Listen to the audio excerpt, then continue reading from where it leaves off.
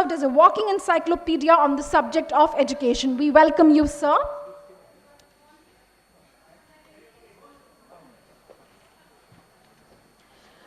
The session will be moderated by Professor S.Y. Shah, sir. Sir is serving as the founder director of the International Institute of Adult and Lifelong Education, New Delhi. Previously, sir has held various positions such as Professor and Director of Adult Continuing Education at JNU, Senior Fellow at the National Institution of Adult Education, New Delhi, and Joint Advisor, Planning Commission, Government of India. Sir has had short stints of teaching and research at various overseas institutions. Just to name a few, DAAD visiting professor at Duisburg, Essen, and Julius Maximilian University, Germany. Erasmus Mundus visiting scholar of European Commission at the School of Education of Aarhus University, Denmark. Development fellow of the Association of Commonwealth Universities at Warwick University in the UK. Senior social science fellow of the Shastri Indo-Canadian Institute at Toronto University, Canada. In view of his manifold contributions to the field of adult education, he was also honored with the Nehru Literacy Award in 2007 and inducted into the International Hall of Fame in Adult Continuing Education of USA in 2015 and nominated as an honorary fellow of the UNESCO Institute of Lifelong Learning in 2017. Sir has a lot of publications to his credit. We welcome you, sir.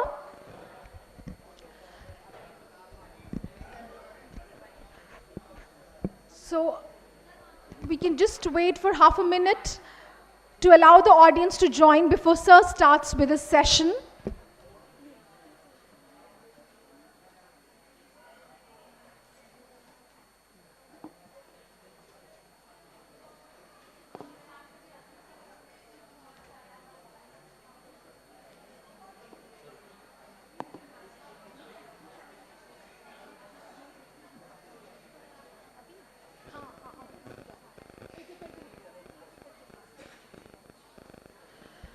I request Professor Rajesh Kumar, sir, Head of the Department of Continuing Education and Extension, to please welcome our honorary guest, Professor K. Ramachandran, sir.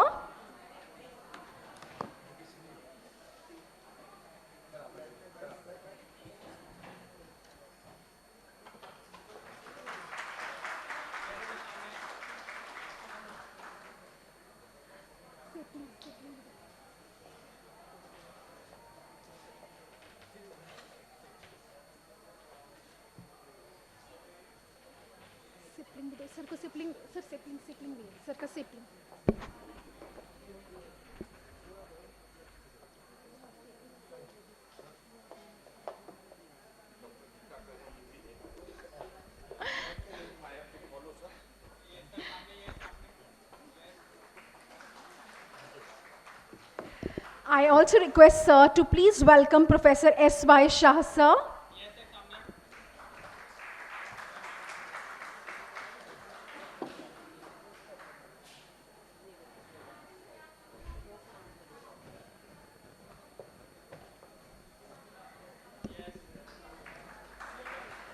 Thank you so much, sir. We are truly honored and privileged by your gracious presence on the occasion of this 3 days international conference.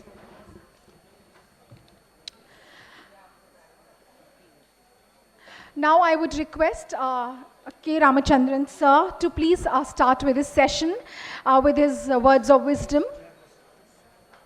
Okay. I request S.Y. Shah, sir, to please moderate the session and start with the keynote session. Thank you, Dr. Geeta. I deem it a great privilege and pleasure to moderate this session where an eminent educationist like Professor K. Ramachandran will be delivering the keynote address on a theme of contemporary relevance, that is lifelong learning and sustainable development. I am sure he will give an excellent lecture, but because of the limitation of time, I request him to confine his lecture to 45 minutes and remaining 15 minutes can be question and answer. So we have just 1 hour, sir. So now I leave it to you without talking much about the topic and subject. Now. Thank you, Professor Shah. I deem it a privilege to be here along with Professor S.Y. Shah, the doyen in the field of adult and continuing education. Professor Rajesh two of my senior colleagues, Professor Chowdhury, Professor N.K. Ambushed, and friends. I had the privilege of being a part of the processes that led to the formulation of Sustainable Development Goal 4. The point raised by Professor Yogesh Singh came at that time. When we formulated SDG 4, the idea was there is a two-way relationship between sustainable development and education. That is, education development contributing to sustainable development and sustainable development contributing to education development. That was the idea we discussed at that time, 2015 in Bangkok, while formulating this goal. As you notice that this goal has three components. Number one, equity and inclusion. Number two, quality education. Number three, lifelong learning opportunities. Three components. First, when we discussed why equity and inclusion in the beginning, at that time it was known very well that a large section of population remained out of education because of inequity in learning opportunities, with a special focus on what we call socio-economically disadvantaged groups, which can be categorized into 5 aspects. Number one, based on geographical orientation, that is, those who live in remote areas and so on. Based on gender, especially female and transgenders, that became a socio-economically disadvantaged group. Number 3 was based on what we call social categories, in many cases based on race and so on. Third was based on what we call socio-economic conditions, disadvantaged in terms of that, and lastly in terms of what we call the urban poor and so on. So therefore, equity became a cornerstone of sustainable development goals. Second, inclusion. The term inclusion, we defined at that time inclusion, not just getting students into schools and colleges, but providing what we call access to success. The inclusion meant ensuring access to success. The next element of quality. Why the emphasis on quality? When the Sustainable Development Goal 4 was formulated, 600 million children were found to be not learning at all. Many were at a very low level of learning. And therefore, in order to enhance the competency or learning outcomes, there was need to enhance quality of education. We tried to define quality in terms of 7 parameters at that time. Number 1, education leading to attainment of national development goal in a country. Number 2, meeting the learning objectives of the program. Number 3 was very much relevant. That is a system mediated by appropriate inputs and processes. The fourth element was resource efficient. You can achieve quality by spending too much of money. Can we do it to optimum money? Resource efficient. And the fifth element was equitable. Anything you and I do must be equitable. In other words, equitable learning opportunities became an important aspect of quality. And next, more important, substantive access, enabling students to attain the competencies and learning outcomes. These were the parameters of quality at that time.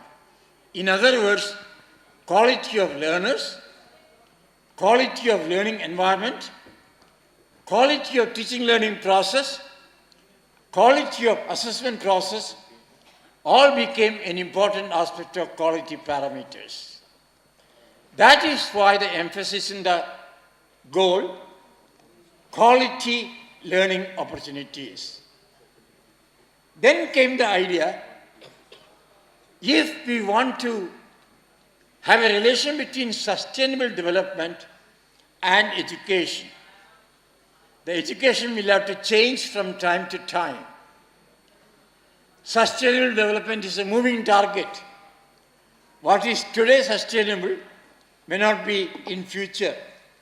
And therefore, to attain this moving target, we will have to have lifelong education opportunities. That is how the term came.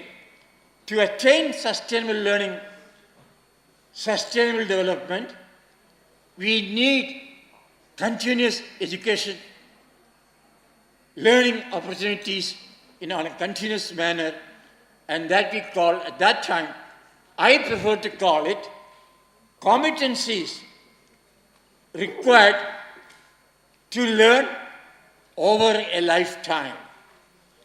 That was the term we used at that time. Competencies required to learn over a lifetime, which became later what we call lifelong education opportunities. So there was a two-way relationship between sustainable development and lifelong education. That's the theme of this book, that how we can make it. Now, if you look at the Sustainable Development Goals, 17 of them, there are 5 goals directly related to education, in addition to SDG 4. First, what we call health and well-being, very closely related to education, and therefore there is a need to have lifelong education opportunities. Like to have sustainable development, we need to have what we call a healthy body and health wellness, to reduce what we call infant under 5 mortality rate, to reduce under 5 mortality rate, to reduce the proportion of standard children, to reduce underweight children, and therefore close relationship between education and health and well-being. Goal number 3, SDG 3. Next was close relationship between education and gender equity. Equity came an important aspect. And gender equity, goal number 5. So education has a close relationship between not only SDG 4, goal 3, that is health and well-being, goal 5, equality of education, that we especially focused on gender equity. We mean both female and transgenders. The third was very important. Goal number 6 rather. If you see goal number 8 there is a statement what we call decent work and growth.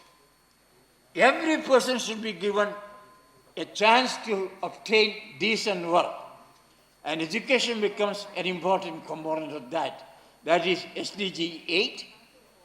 SDG 9, Dr. Yogesh Singh talked about it, what we call responsible consumption.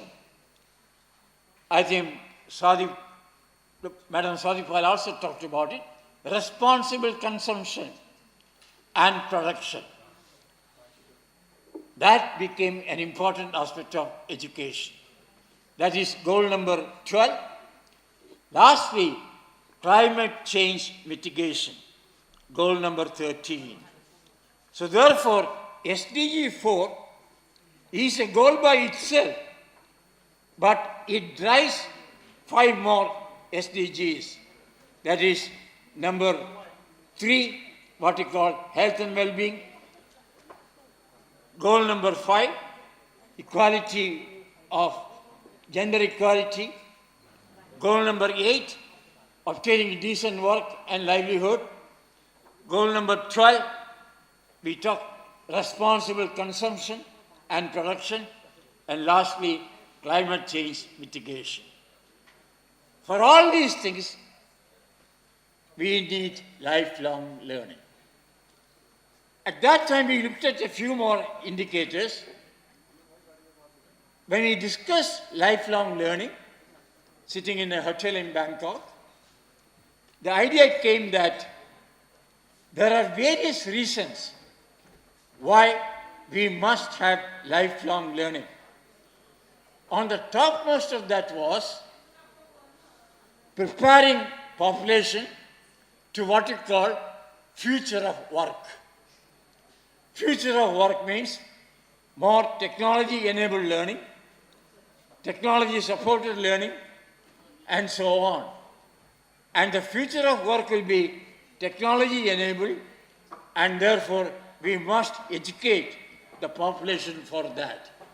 And that became an important reason for lifelong learning.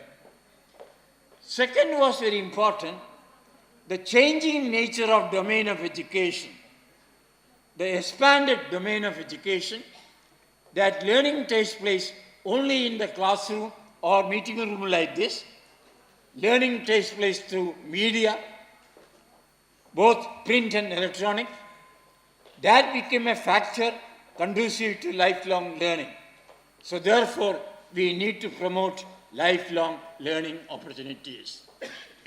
Next came the time lag between new developments in technology, science, and putting that into practice, narrowing. And therefore, we have to train, we have to educate people in our society to adjust to this changing scientific knowledge and thing. That became an important aspect of that. Next, I mentioned earlier the social context of education. Can we honor student diversity? We deliberately use the word honor and not address, not manage, because diversity is an asset. It is not a liability. All these contributed to the need for lifelong learning or developing the competencies required to pursue learning over a lifetime. And in India, policy also talks about the same thing. Can we create a condition?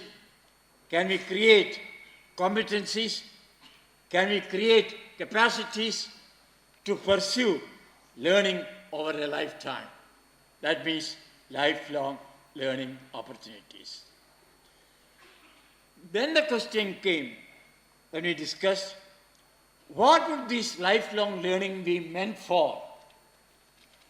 An idea came.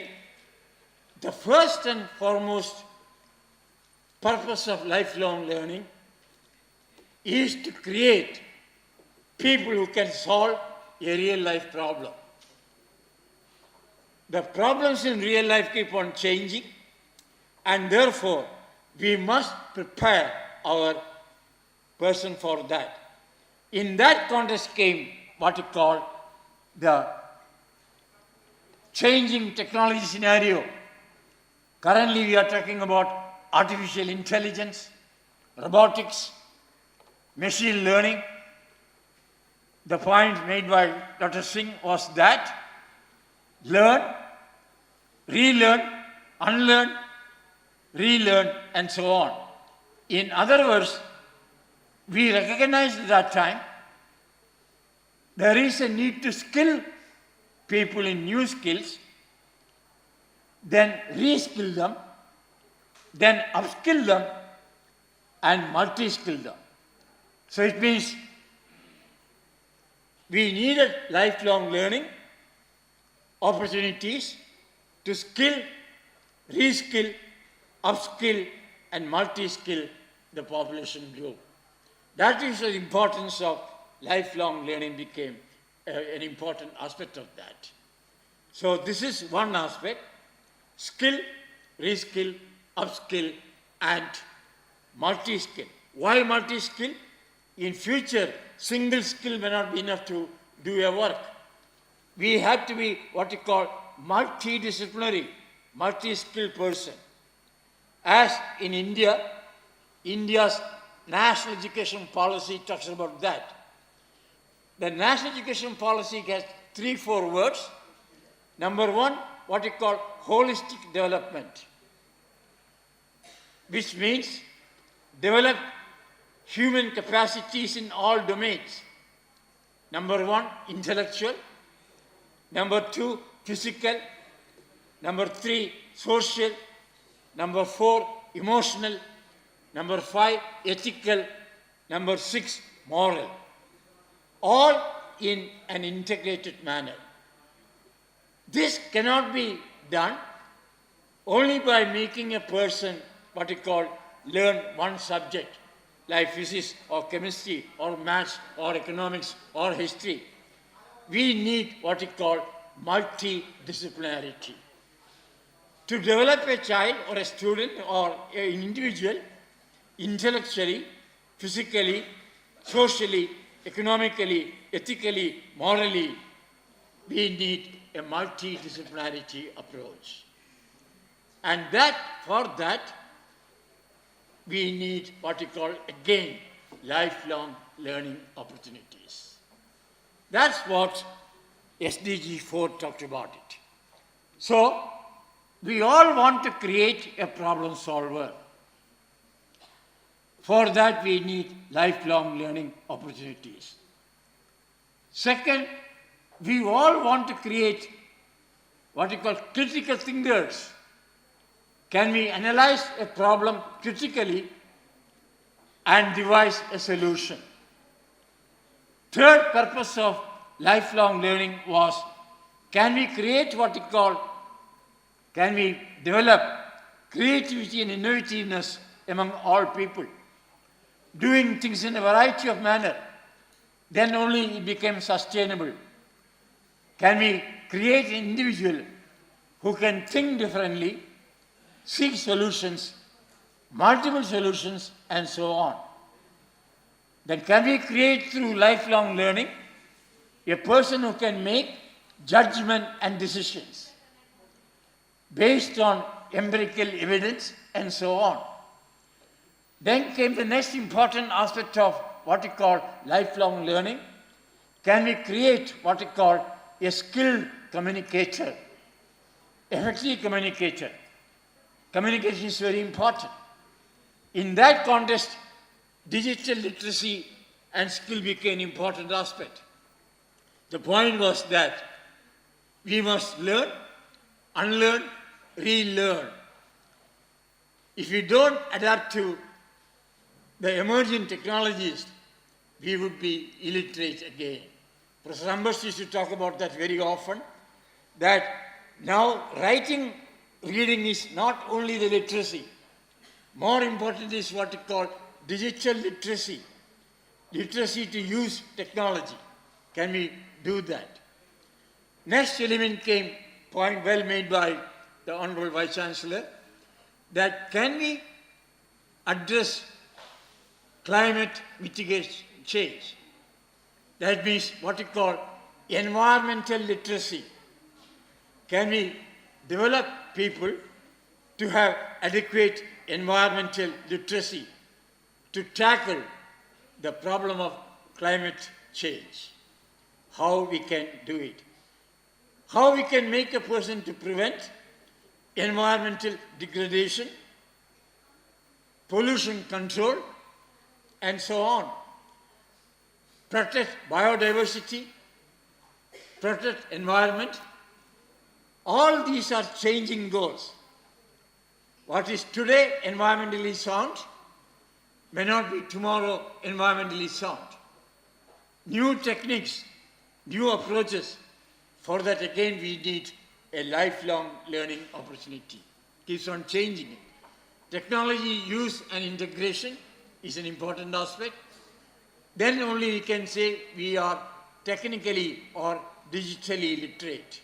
So that becomes an important aspect of lifelong education. Not just reading, not just writing. That is why the emphasis came through lifelong learning opportunities.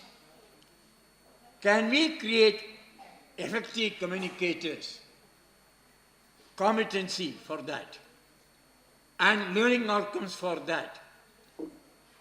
I use the word capacity. Capacity for effective communication. For that we need a lot of skills. Capacity is a combination of skills. Like effective communication is a capacity, but listening skills, reading skills, writing skills, they are skills. They together make what we call the capacity to communicate effectively.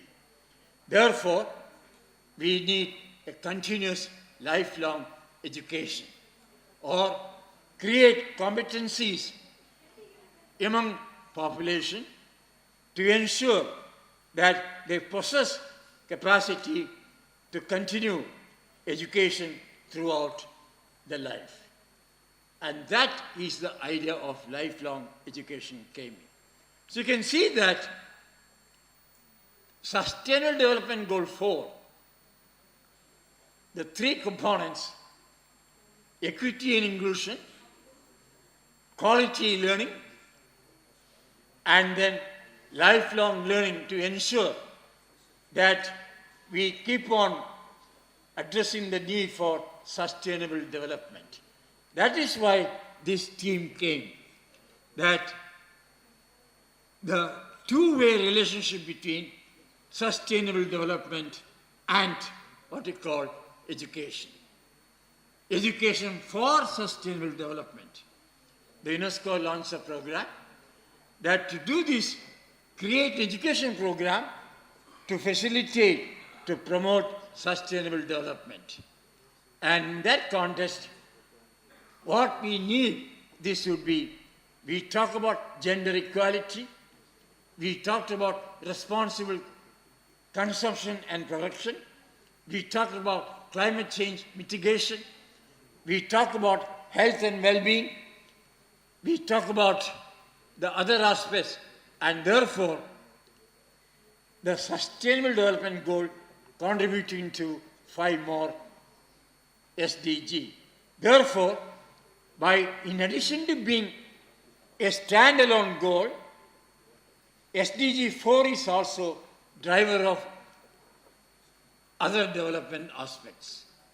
That is a linkage between sustainable development and our educational goals.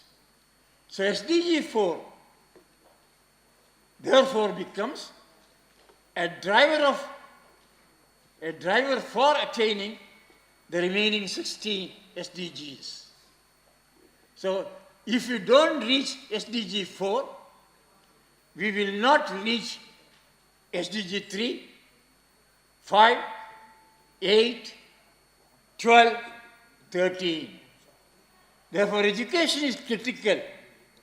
If you really want to attain SDGs, we must attain first SDG 4. And in that context, all the 3 aspects, equity and inclusion, quality education, and of course, lifelong learning opportunities. That is the idea behind this theme, that why this becomes an important aspect of that. So that is why this linkage between sustainable development and education, and therefore education for development became an important aspect. And in that context, talk 2 more things. Within SDG 4, there are 7 targets, 3 very important. 1, every student should be able to attain foundation literacy and numeracy. at the end of grade 3, at the end of grade 5, at the end of grade 8, or at the end of grade 10. That foundation literacy and numeracy becomes a prerequisite for what we call lifelong education. And therefore, first and foremost is what we call foundation literacy and numeracy. That became a target in that. Second, acquisition of skills. That became a target. Target 4 in the SDG 4. Now, therefore, the current thinking is that no country will attain other SDG goals if that country does not attain SDG 4. And therefore, the maximum effort, redoubled effort, must be made to ensure functional literacy and numeracy, universal literacy and numeracy, and for that purpose, what we call sustainable learning opportunities. In the latest G20 meeting, we had 4 themes for discussion of education working group. I had the privilege of attending the working group meetings. The first and foremost priority was, in all countries, we must attain foundational literacy and numeracy, which is a prerequisite to any continuous learning process. Second was very important, technology-enabled learning. All population, entire population, must be equipped with the knowledge, capacities, values, and dispositions to ensure that we can promote technology-enabled learning. Third was theme very important, that lifelong learning, especially in the context of future of work, which will be technology-enabled, and therefore all future of work, anybody who talks about it, including even now the functionally illiterate people, will have to use technology. Then the question came, can they use technology, the current population? The answer is yes. Who thought that a country like India, everybody can use mobile now? 15 years ago, we could not think about that. That if my house help comes late, she rings me up and says, sir, I'll be late by 1 hour. Very well equipped to handle mobile phone.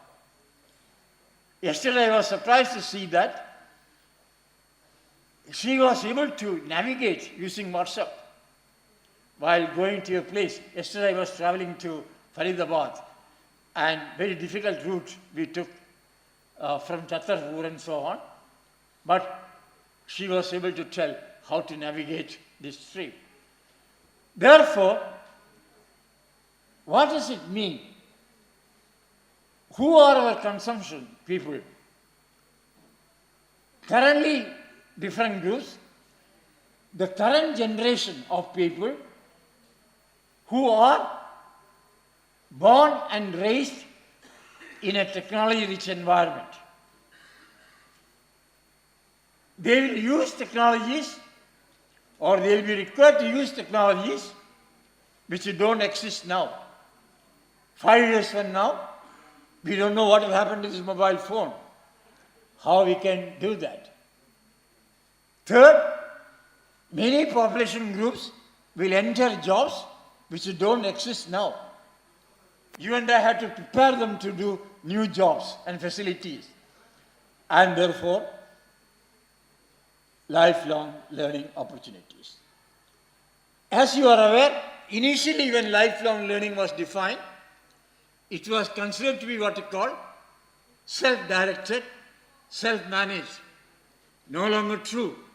Now we want institutional structures to promote lifelong learning opportunities. No longer only self-managed or self-directed. we need to create institutional structure for lifelong learning opportunities. So that change taking place now. That lifelong learning for what? For personal development, adapting to changing work situations, and for that we need what we call institutional structures. We need financing of these things. We need credit for that. So therefore now the approaches to lifelong learning is now changing. No longer self-directed, self-managed. We are not excluding that, but creation of new structures. And therefore expanding the concept of lifelong opportunities. I keep telling Professor Rajesh that don't be satisfied with his department offering courses. My ambition, my desire is that the new education policy in India permits flexibility. Can we have a student, an undergraduate student, learning physics major? Can Professor Rajesh influence the Honorable Vice Chancellor and faculty and say a minor will be lifelong education? So a minor lifelong education and a major of physics, chemistry or economics.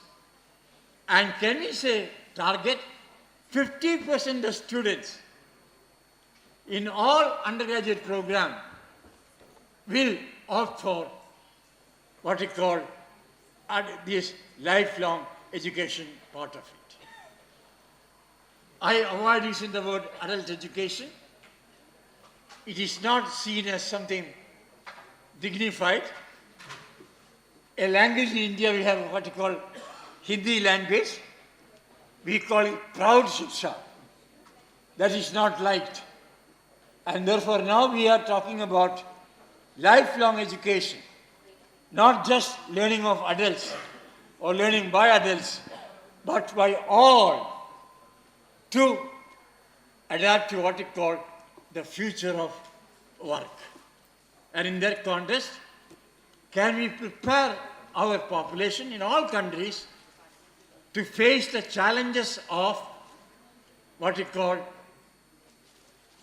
the preparing for the fourth industrial revolution? Whether we like it or not, you and I have to prepare that. Preparing for lifelong education. Time? I can stop? Yeah. Tell me. So therefore, soon you and I have to teach what we call artificial intelligence. In a recent thing, I was giving the example of my grandchildren. Last week, I gave them again a science essay writing. A girl of 10-year-old and a boy of 14-year-old. They wrote the essay. They were trying to send it to me for correction. I said, don't send it to me. Send it to Bard, Google, AI. They send it to Google thing, Bard. They graded. The boy got A minus, the girl got A. Then the boy got upset. Why am I given only A minus and not A? I said, ask AI, Bard. The Bard came back, said 6 reasons why you got A minus. Correct that. Redo it again. You will learn better. He worked for 4 hours on that, read the essay, put it back to AI again, like ChatGPT and so on. They said, now you are A. This is what now in lifelong learning we call, what we call assessment as learning. You do assessment using technology. Based on that, you modify your lesson, modify your essay. That becomes a better essay. This is what we call assessment as learning. More important is assessment for learning, what we call the formative assessment. And that's the kind of thing you're talking about, technology use and integration. And therefore, Without lifelong learning opportunities institutionalized, in addition to self-directed and self-managed, you and I cannot adapt to the fourth industrial revolution. Education changes. Education is 5.0. Industry is 4.0. Why education one more? Education 1.0 was before print was invented. Before print, it was oral communication. Education 1.0. Education 2.0 came with steam engine invention, steam engine driven mechanism. Education 3.0 came with what you call electricity invention, Thomas Alva Edison, electricity driven equipment materials. Education 4.0, computer, in the 60s came, internet came. Education 5.0, what you call now the artificial intelligence. Therefore, we are moving from education 1.0 to 5.0. The only way to move towards that is, again, lifelong learning opportunities. That's why we focus on this.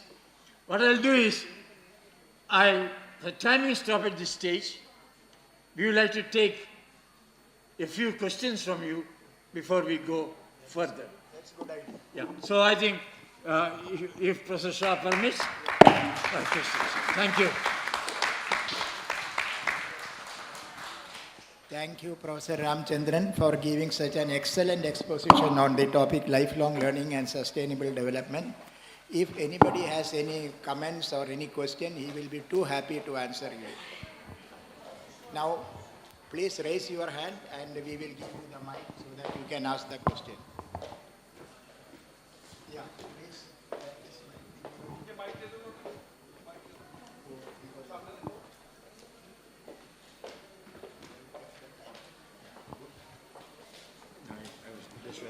Well, I totally endorse the point of view that you have placed before us.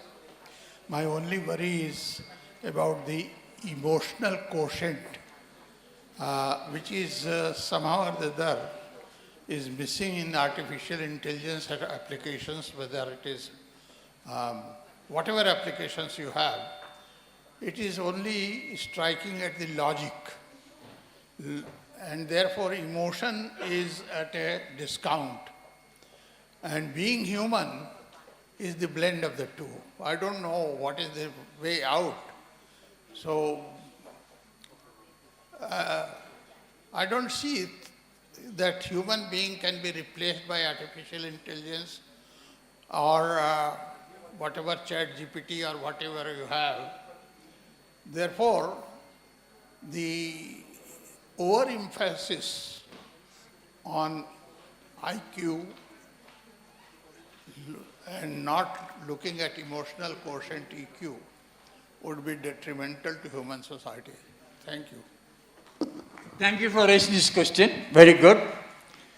2 years ago, during my last visit to China, where I worked earlier 6 years, I went to a classroom. The robot was teaching, very nicely presented. The teachers there asked me a question, the point Professor Ambers asked. Does it mean we don't need teachers, human teachers right now? I said, no. The teacher is still required, but your role changes.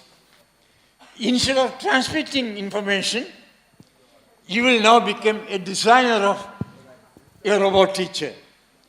You become a designer of the program and may not be delivering that program properly. The point made by him is very correct, that humor, for instance, in the classroom is very important. That, I quite often use examples of that nature in the case of thing. Like, I often tend to teach using humor. Like, during the same trip in China, or a school in close to Delhi, a state called Haryana. When I entered the classroom, the teacher was teaching 4-digit subtraction. Sitting there 20 minutes, I went and wrote on the blackboard that the local administration panchayat needs to construct a road. They need 82 workers. But they had only 47 on that day. How many more workers you need? Class has 62 children. They said, sir, 82 minus 47, 35. 18 of them got it correctly. Others got it wrongly. Then I asked the person who got it correctly, the humor comes here, that how did you do it? They said, sir, from 2 I can't subtract 7.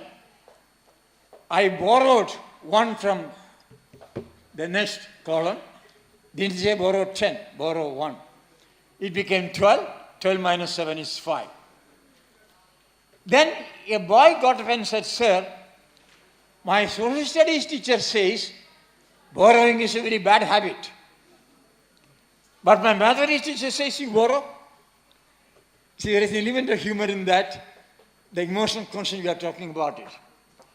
Then a boy got up and said, sir, my mother says if I borrow, I must return that back. But in mathematics, we don't return.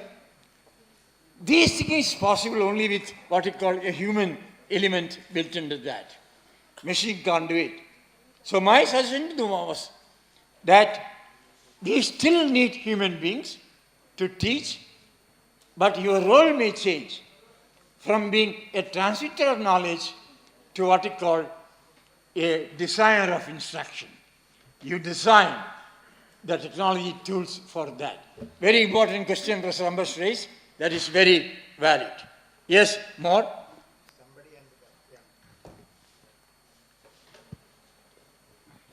Thank you very much, Professor Ramchandran, sir.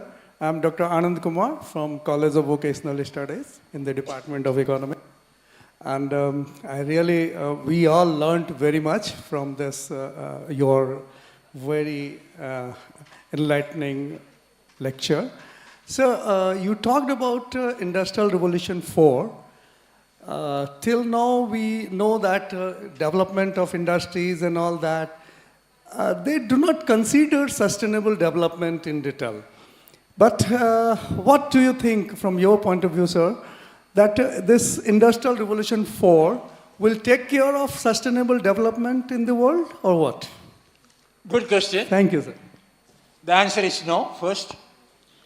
That sustainable development again is a moving target. Today it is AI. Tomorrow something else will come. 5 years you don't know what will happen. But the change of scenario, the first industrial revolution, 1789, steam engine. That changed the life system. Steam engine driven machines came. Second industrial revolution came 1873, almost 100 years later. Third industrial revolution came again in the early 19th century. Electricity came. That is why Russia said, now electrify every village.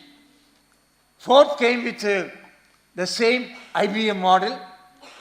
When the United States of America could not analyze the census data in 1 year, IBM said, I can give you a machine which will do it in 3 weeks.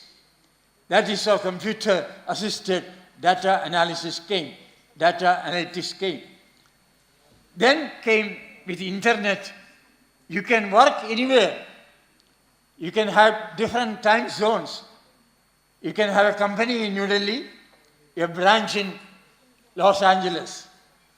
Different time zones, 12 hours difference, that comes in. So therefore you find that along with every industrial model from 1.0 to 4.0 now, It will be soon 5.0 something else, where you will find different models will work. So therefore, we have to adapt to changes. That is a challenge of lifelong learning.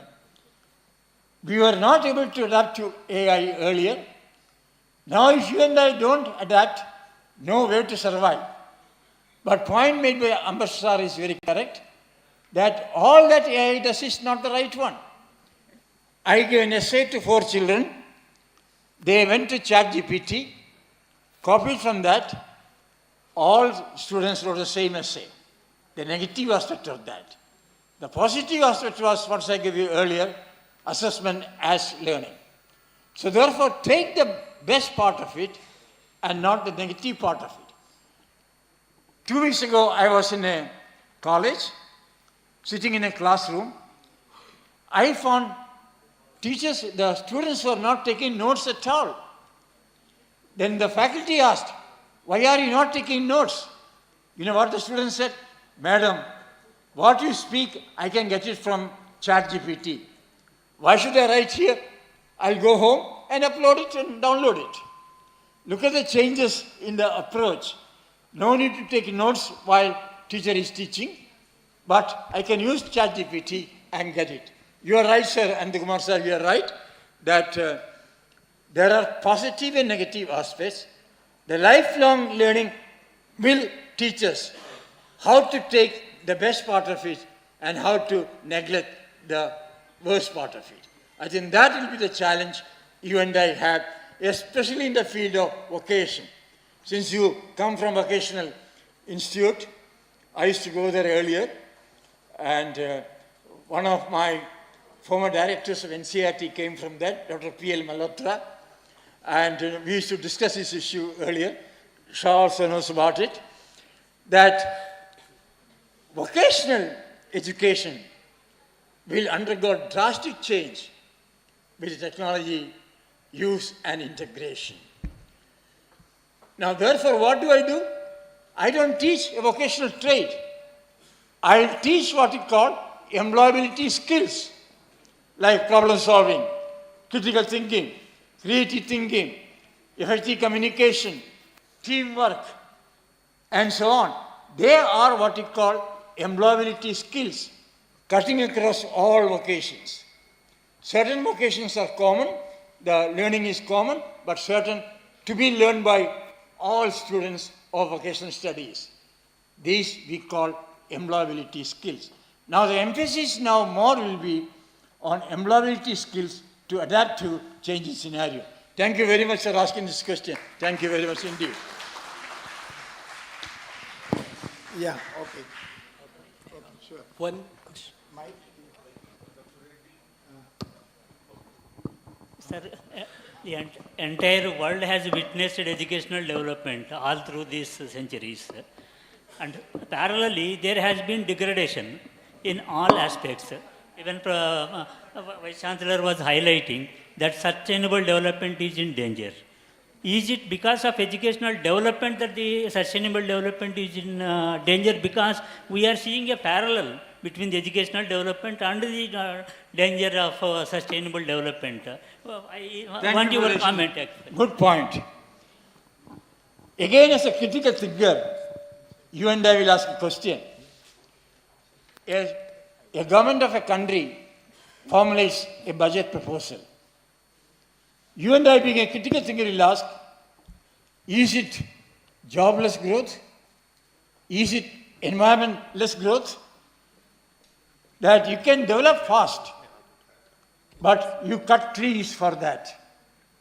That means the growth is not a sustainable development. While protecting environment, can we pursue growth?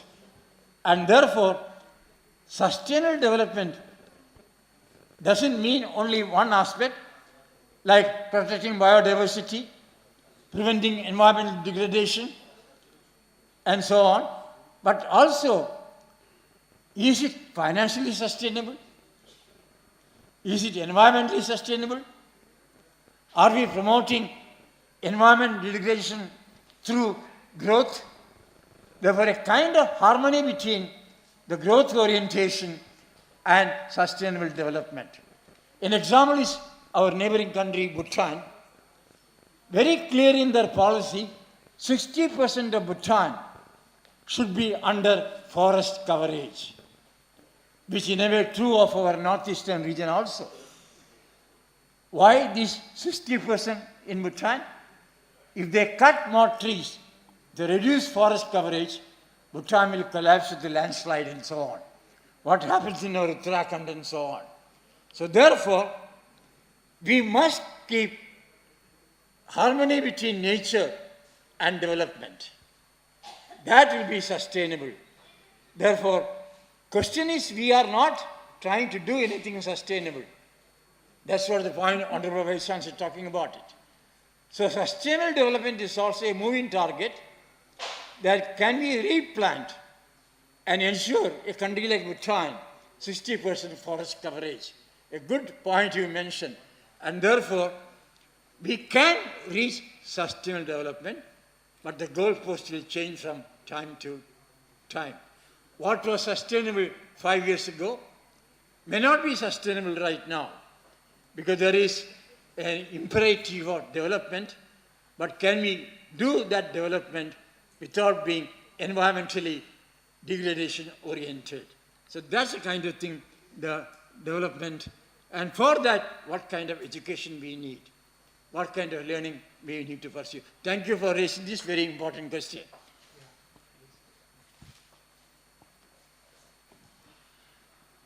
I am Auksa Petrushkevičiūtė from Lithuania, and thank you very, very much for such inspiring speech. It was very interesting to listen to you, and it's a big intervention into our mind.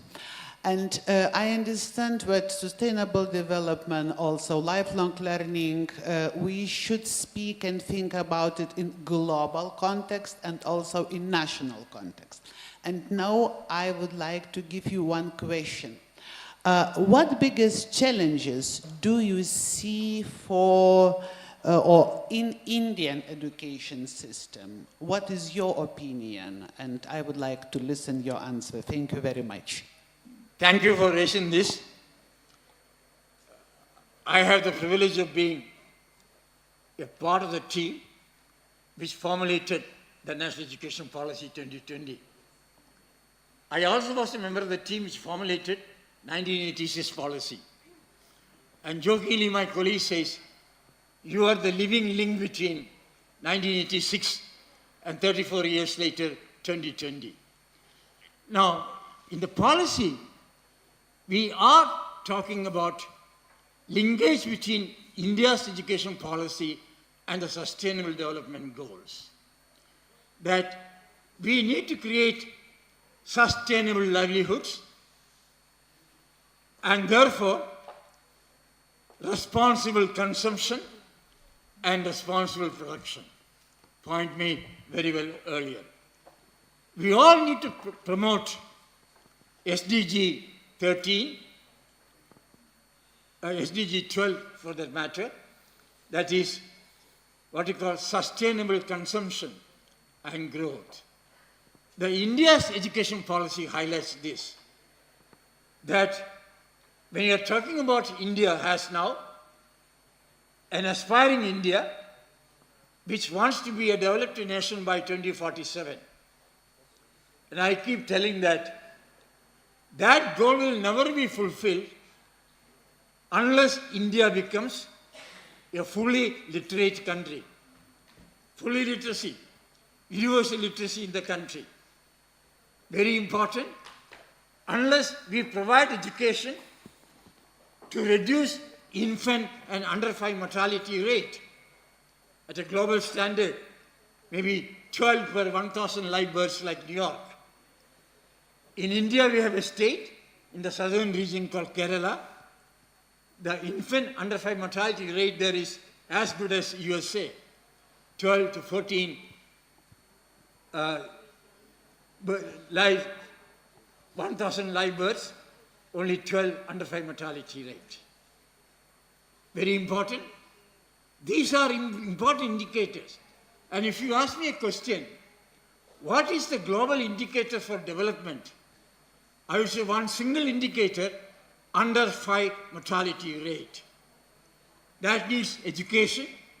Studies all over the world show that a mother who is secondary education graduate, her child will be less likely to die due to diarrheal disease, due to nutrition deficiencies, than a mother who is illiterate. Therefore, education becomes an important aspect, or mother's education becomes an important aspect of this developmental scenario. So, education policy of India highlights some of these things very clearly.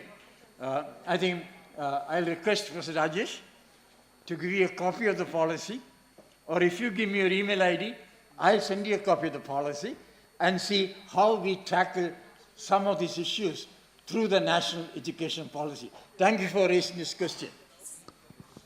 Thank you very much. I want to thank Professor Ramchandran on behalf of all of you and on behalf of Professor Rajesh and myself for giving such a brilliant exposition on the topic, which is of great relevance today. I think he deserves a great applause for such a brilliant talk.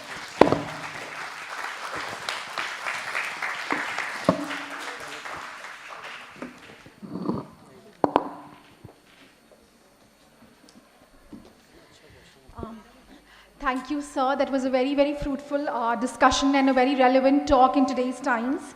And I completely agree to sir, when he said that SDG 4 leads to attainment of other SDGs, which is very, very true that, education is critical for achieving other sustainable development goals as well.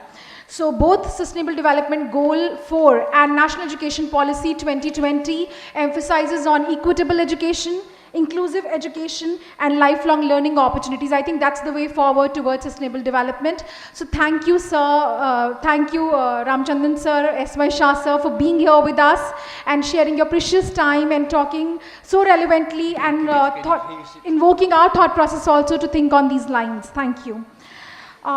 I would also now request Professor Rajesh, Head Department of Continuing Education and Extension, sir, to please extend our gratitude to Professor N.K. Ambash, sir, former Chairman NIOS.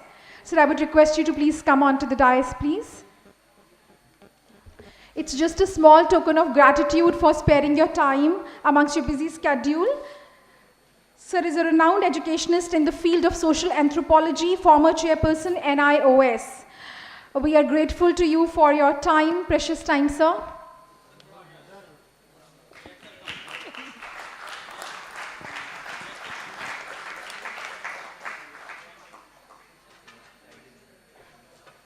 Thank you for coming. We are also extremely grateful to Shri Kresi Chaudhary, sir, advisor IAEA. I would request you, sir, to please come on to the dais. We are extremely humbled by your kind presence today. I'll send my ball then.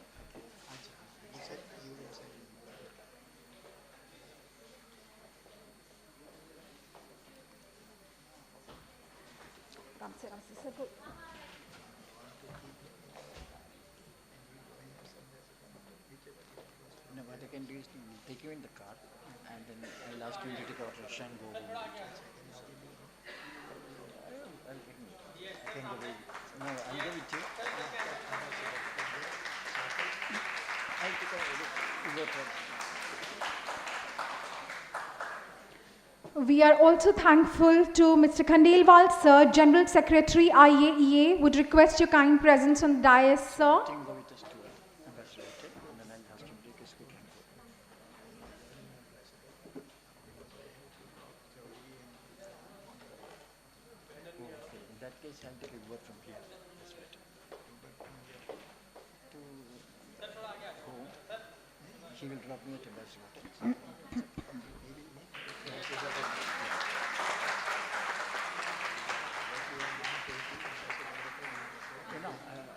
He will drop me and go. We would also request Professor L. Raja, sir, the President IAEA, to please come on to the dais. We are extremely thankful to all the dignitaries present today who have spared their time for this occasion of the 40 years of the department today.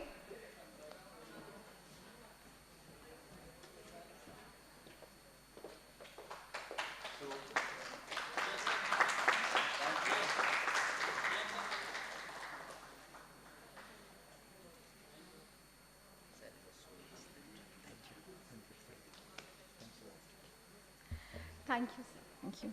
Adi Narayan Reddy, sir, Treasurer, IAEA. I would request your kind presence on the dais, sir. Sir is here. Sir has been here since morning. He was also there in the program for the nodal officers of Unnat Bharat Abhiyan and NSS coordinators. So we are extremely grateful, sir.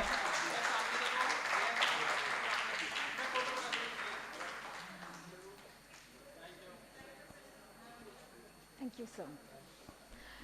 We are extremely grateful to all our dignitaries, esteemed delegates, Mrs. Kalpana Kaushik, Ma'am, Director IAEA, who spared her time, all the delegates who are coming from different countries, both nationally and internationally, for sparing their time and putting an effort to make this conference a grand success.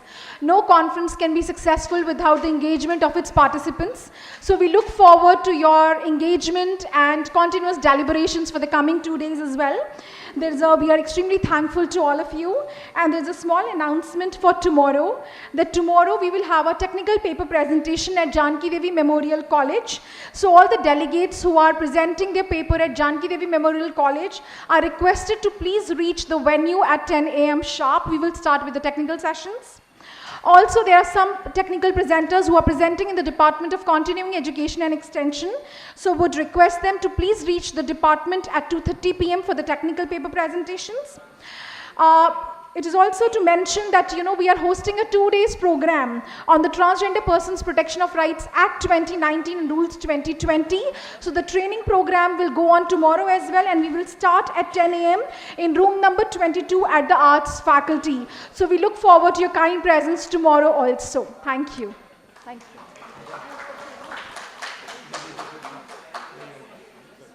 So tomorrow there are 3 programs, so there is no confusion, I hope. Everything is clear for tomorrow. Our honorable guests from foreign countries, those who have come, they have to reach to JDM College sharp at 10. Dr. Asutosh will make some arrangements. They are our guests. So we'll see that how they are reaching to JDM College. And those who are registered there for paper presentation, mostly they will reach to our partner, to JDM College. We'll make some arrangement and see that they are comfortable. Our guests are here. We'll make them comfortable. And those who are registered under this Unnat Bharat, they are supposed to be, Poonam, at 10 a.m. 10 a.m. in arts faculty. You have to give the link to all those who have registered. You are looking after. And Nitish, you are here? Vivek? Okay. They will have to see that those who are presenting paper here, they will present at 2 or 2:30 p.m. to 4:30 p.m. So I think everything is clear. Thank you. Thanks a lot for today's, what you call your participation. All of us were here, and Professor Ramachandran's session. I also wanted to ask the question, but I thought that Professor S.Y. Shah will say that those who are in dais, they should not ask the question. So I thought that once I will be there, I will ask here. Once again, those who have come from the foreign countries, and if there are any inconvenience, so kindly forgive us. We will try to make you comfortable, and we will try to see that what is maximum possible on our part, we will do. Dr. Asutosh is already taking care, but whatever the things we will like to do, we will see that you are comfortable and you are comfortably participating and contributing to our international conferences. Your presence is really enriching our program, and we are really thrilled that you are here for 40 years of our contribution. You are here, it is very meaningful for all of us. Thank you. Before we leave, can we request the faculty members from the department to please have a group photograph with all the dignitaries here? I request everyone to please come on the dais for a group photograph. Yeah. Also, there is a cultural program after this technical session. So I request everyone to please stay back for the cultural event. Our students have prepared really well.